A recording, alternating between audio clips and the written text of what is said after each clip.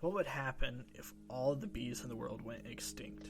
Would you cheer because you don't have to swat at them anymore? Or would you miss the buzzing little creatures? I guess the question is this: how much do you think about bees? I hope the answer is a lot, but I know that is probably not the case. When I was young, my attitude towards bees was pretty average. I think I was pretty indifferent.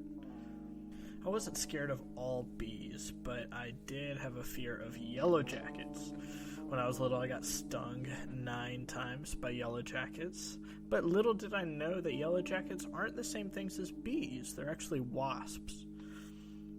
I knew that they pollinated flowers and that some made honey, but I couldn't tell the difference. I remember one day my dad took me into our backyard and over to our fig tree. He showed me the bees on the perfectly ripe figs and how they were so focused on eating that they didn't even bother to move when we touched them. I sat there petting the bees, and that made me curious. Why are they all so different? What makes a bee different from a wasp? How many different types of bees have you seen before? These are all questions that kind of come to mind whenever we talk about bees. Many people think that, they're just a few different types of bees. But we're going to learn a little bit more about that throughout this video. Bees are responsible for pollinating 3/4 of the flowering plants in the world. Maybe next time before you take a bite of food, you'll think about if bees were responsible for that food to even be there. Pollinators provide what's called an ecosystem service. 2/3 of the crops that we consume daily are affected by insect pollination. That is the service that I'm talking about.